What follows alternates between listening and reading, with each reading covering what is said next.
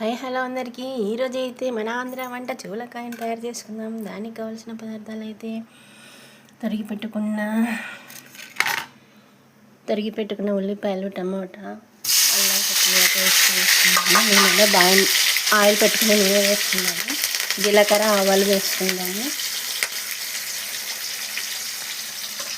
కారం వేసుకున్నాము. 1 స్పూన్ కారం అయితే వేసుకున్నాము. ఇట్లా తగినంత ఉప్పు. ఆల్రెడీ మనం ఉడికొచ్చుకున్న దాంట్లో ఉప్పు వేసుకొని ఉడికించుకున్నాము. జీలకర్ర, ఆవాలు వేసుకున్నాము. ఇందులోనే కొబ్బరి, పప్పుల పొడి అయితే వేసుకున్నాము. 1 టీ స్పూన్. కొంచెం కావాలంటే కొంచెం కొబ్బరి, పప్పుల పొడి వేసేసుకున్నాము. అందులోనే కొంచెం ధనియా పేస్ట్ వేసుకున్నాము.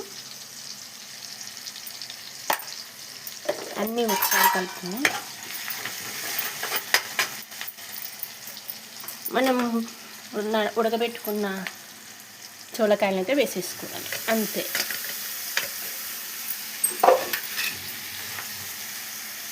మనం ఇందులో కొత్తిమీర పేస్ట్ వేసుకున్నాం కాబట్టి పైన కొత్తిమీర అవసరం ఏం లేదండి. అంతే. ఎంతో రుచికరమైన టేస్టీ అయిన చూలకాయ కర్రీ రెడీ. కొద్దిసేపు మగ్గబెట్టి కావాలంటే పైన కొత్తిమీర కొద్దిగా గార్నిష్ చేసుకుందాము. 2 నిమిషాలు అయితే మగ్గించుకున్నాము. మూత పెట్టేసుకున్నాము. మొత్తం కలుస్తుంది.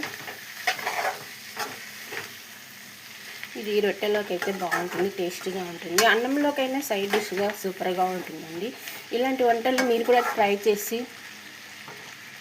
ఎంజాయ్ చేయండి. అంతే. 2 నిమిషాలు మూత పెట్టేసుకోండి. అంతే, అయిపోయిందండి. ఇలాంటి మరిన్ని ఆసక్తికరమైన వీడియోల కోసం నా ఛానల్ ఫాలో అవ్వండి, సబ్స్క్రైబ్ చేసుకోండి, సపోర్ట్ చేయండి ఫ్రెండ్. Thank you. బాయ్.